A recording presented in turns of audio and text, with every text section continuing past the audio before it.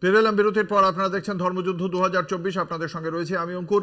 আজকে একদিকে যেমন ডাবগ্রাম ফুলবাড়িতে গন্ডগোল হয়েছে বিজেপি বিধায়ক শিখা চট্টোপাধ্যায়কে কেন্দ্র করে, অন্যদিকে ভেটাগুড়িতে, দিনহাটার ভেটাগুড়িতে উদয়ন গুহ তৃণমূল কংগ্রেসের বিধায়ক, রাজ্যের মন্ত্রী, তাকে ঘিরে বিক্ষোভ দেখিয়েছেন মহিলারা।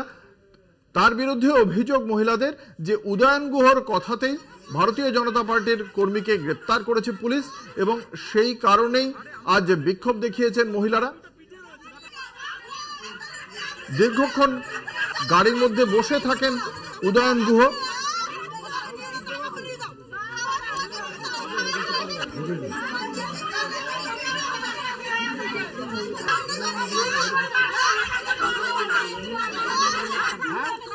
আরে আমি কানেক্ট কি করে করবো, আমার লাইভটা পিঠে রয়েছে।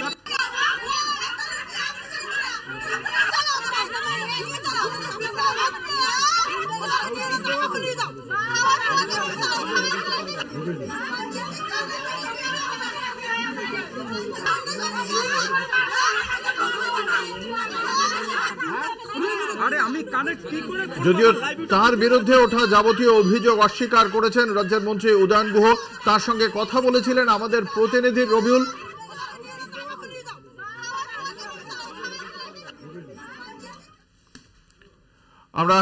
আমাদের প্রতিনিধি রবিউল কথা বলেছিলেন উদয়ন গুহর সঙ্গে, আমরা শুনে নেব সেই সাক্ষাৎকার।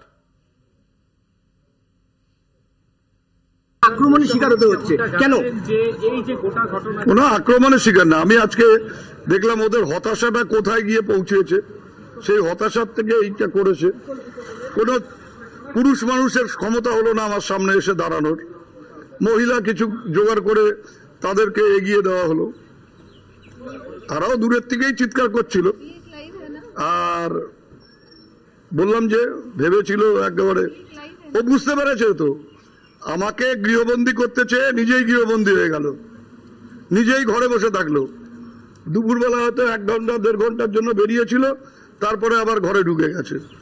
বললাম স্বরাষ্ট্র প্রতিমন্ত্রী নিশীথ প্রামাণিক আজকেও দুপুরবেলা কিন্তু বলেছিল যে আপনাকে নিজের বুথে রাখার কথা তিনি বলেছেন, এবং আপনি যেহেতু বাইরে আছেন, নির্বাচন কমিশন সেই তার যে অভিযোগ, সেই অভিযোগকে ততটা গুরুত্ব দেয়নি, ফলে দিনহাটায় গন্ডগোল হচ্ছে বা হবে। সেই জন্যই দিনহাটায় যে গোলমাল, শান্তিপূর্ণভাবে ভোট হলো এবং এখানে একজন আহত হয়েছে, সেও তৃণমূল কর্মী, এবং সেটা করেছে বিজেপি, সেটা করেছে নিশীথ প্রামাণিকের নিজের খাস তালুকে।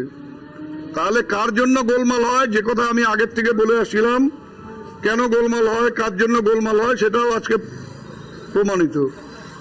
আমি তো সারাদিন ঘুরলাম, কোথাও তো কোনো গোলমাল হলো না।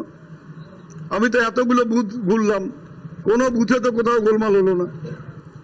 তাহলে আমাকে কেন নির্বাচন কমিশনের কাছে আপিল করা হয়েছে, তারা গুরুত্ব দেয়নি। বলছিলাম আমি একেবারে শেষ মুহূর্তে ভোটের সময় জানাবো, শেষ মুহূর্তে ভোটের সময় বিভিন্ন এলাকা ঘুরে বেড়ালেন, কি বলবেন শেষ মুহূর্তের বিষয় নিয়ে?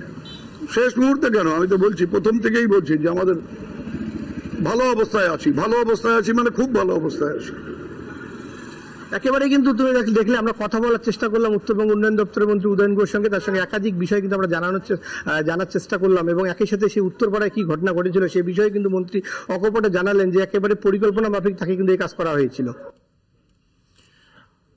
একদিকে উদয়ন গুহ তিনি যেভাবে আজকে ভোট প্রক্রিয়া নিজের কেন্দ্রে যেভাবে ঘুরে দেখেছেন, ঠিক একই কাজ করছিলেন বিজেপি বিধায়ক শিখা চট্টোপাধ্যায়, তেমনটাই দাবি ভারতীয় জনতা পার্টির, কিন্তু তাকে বাধা দেওয়া হয়েছে।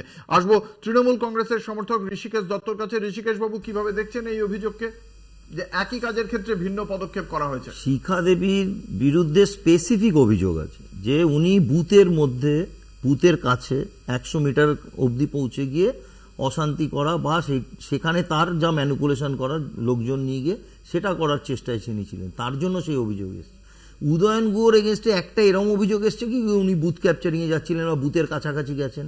উদয়ন গুহ তার যা কাজ, দলীয় স্তর থেকে যে কাজের জন্য ওনাকে দেওয়া হয়েছে সেই কাজটা উনি করেছেন, যেটাকে আমরা সাংগঠনিক কাজ বলি। ভোটে একটা সাংগঠনিক কাজের অনেক বড় ফ্যাক্টর থাকে, কাজ করে সেইটা উনি করেছেন। এখানে যে অভিযোগটা দেওয়া আছে সেটা উনি কেন গ্রেফতার করিয়েছেন, তাই জন্য ওনার বিরুদ্ধে একটা এখানে আটক করলো না। আটক তো যা আমি এখন যেটা আপনাদের থেকে শুনলাম, এটা আটক না, হয়তো কিছু টাইমের জন্য ওখান থেকে হয়তো ওনাকে সাইলেন্ট করেছিলেন বা এরকম কিছু।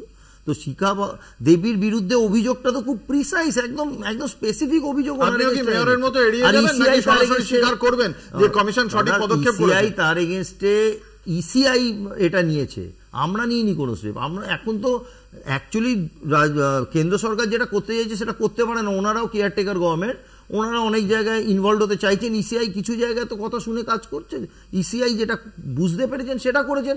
উদয়ন গুহর বিরুদ্ধে আজ শুধু নয়, শুভেন্দুবাবু শুরু করেছেন, সেটাকে ফলো আপ করে নিশীথবাবু লেটার দিয়েছেন। আর একটা স্পেসিফিক কিছু বলতে হবে তো কি কারণে উনি ওনার ঘরের মধ্যে আটকে রাখবেন? একটা নর্মাল রেসিডেন্ট লোককে যে এমএলএ বলে সে আটকে থাকবেন? তার বিরুদ্ধে কোনো চার্জেস আসবে তারপরে তো, এখনো কোনো চার্জেস নেই। এটা ওনার বিরুদ্ধে এই যেটা আপনারা দেখাচ্ছেন, একমাত্র এই ভালোভাবেই দেখা যাচ্ছে এখানে টিভিতে, যেটা বোঝাচ্ছে যে উনি ওনাকে শিখা দেবীকে গ্রেপ্তারের মানে উনি করিয়েছেন বা উনি করাতে পেরেছেন বলে এই ধরনের বিক্ষোভ চলছে কজনকে দাঁড় করিয়ে। এইটাই ওনার বিরুদ্ধে অভিযোগ। উদয়নবাবু কোথাও গেছেন, কোনো ধরনের কোনো বিজেপি কাউকে আক্রান্ত করেছেন, এরকম কোনো অভিযোগ তো নেই। শিখা চ্যাটার্জির বিরুদ্ধে স্পেসিফিক অভিযোগ আছে, তাই জন্য তার বিরুদ্ধে ব্যবস্থা নিয়েছে ইসিআই। আমি আসবো একবার আমাদের পলিটিক্যাল এডিটর আশিস চট্টোপাধ্যায়ের কাছে। আশিস দা, বিজেপি তৃণমূলের গন্ডগোল তো রয়েছে কয়েকটি জায়গায়, বাকি নির্বাচন চলছে, আমরা দেখেছি মোটার উপর বিক্ষিপ্ত অশান্তি ছাড়া শান্তিপূর্ণ ভোট। কিন্তু এই ভোটে যে তৃতীয় পক্ষ বাম কংগ্রেসের জোট বা কোনো কোনো জায়গায় হয়তো বাম এবং কংগ্রেস প্রার্থী দিয়েছে ফরওয়ার্ড ব্লকে, এই অংশটা বিজেপি বা তৃণমূল কংগ্রেস এদের ভোট কেটে নিজেদের দিকে নেবে এই যে দাবিটা করছে, সেই দাবি কতটা সঙ্গত? এখনো পর্যন্ত ভোটের যে প্রক্রিয়া দেখে কি বুঝছেন, এরা এবার কতটা ভোট বাড়াতে পারে শতাংশের হিসেবে? দেখো, একটা কথা পরিষ্কার, যে যেটাকে বলা হয় গা দেখানো, অর্থাৎ খুব মানে দৃশ্যমান হয়ে পড়া, সেই ব্যাপারটা এড়িয়ে যাওয়া হচ্ছে বাম এবং কংগ্রেসের পক্ষ থেকে। এটা একটুখানি মনে হচ্ছে আমার সারাদিন ধরেই। তারা বরং যতটুকু তাদের সংগঠন আছে বা কিছু আছে, তারা নীরবে কাজ করার চেষ্টা করছেন। সেইটা কোচবিহারে খুবই সামান্য। কোচবিহারে এই ইম্প্যাক্টটা ফরওয়ার্ড ব্লক বা কংগ্রেসের খুবই সামান্য। এটা খুব একটা ধর্তব্যের মধ্যে আসবে না নির্বাচনের ফলাফলের ক্ষেত্রে। আলিপুরদুয়ার কোচবিহারে একটু বেশি, কিন্তু একটা মনে হচ্ছে রণকৌশল নেওয়া হয়েছে বাম কংগ্রেসের পক্ষ থেকে, যে অন্যরা যেমন এমনভাবে একটা মুভমেন্ট করছেন বা কিছু করছেন যাতে করে সেটা ক্যামেরাবন্দি হতে পারে বা যাতে করে সেটা নিয়ে একটা অভিযোগ হতে পারে বা একটা দৃষ্টি আকর্ষিত হতে পারে, সেই জিনিসটা এড়িয়ে গিয়ে একটু নীরবভাবে তাদের যতটুকু সংগঠন আছে তার মাধ্যমে ভোটারকে ভোটমুখী করার চেষ্টা তারা করছেন। এটা ঠিকই যে এখানে আমি যেটা প্রথমে বলেছিলাম যে সংখ্যালঘু ভোট খুবই কম, এখানে আদিবাসী এবং তফসিলি জাতি অংশের ভোট অনেক বেশি এই তিনটে কেন্দ্র মিলিয়ে, এবং এখানে চা বাগানের শ্রমিক একটা ফ্যাক্টর। এইসব জায়গাগুলোতে বামপন্থীদের পুরনো সংগঠন ছিল, সেই সংগঠন কি আবার ব্যাক করার কোনো চান্স আছে মনে করছেন? না, ব্যাক করা যাবে না, ব্যাক করা দৃশ্যমান হবে। আগে ওই 5-5.5% থেমে গিয়েছিল, তার থেকে একটু বেটার হয় বলে মনে করছেন? না, সেটাও এখনো বলা যাচ্ছে না, কিন্তু এটা একটা রণকৌশল হিসেবে নিয়েছে বলে বাম কংগ্রেস মনে হচ্ছে, যে তারা দৃশ্যমান হবে না, তারা নীরবে তাদের কাজটা করবার চেষ্টা করছে, এই পর্যন্ত বলা যায়। আমরা এই বিষয়ে বামেদের বক্তব্য অবশ্যই শুনবো। একটা ছোট্ট বিজ্ঞাপন, বিরতির পর ফিরে আসছি আলোচনায়, সঙ্গে থাকুন।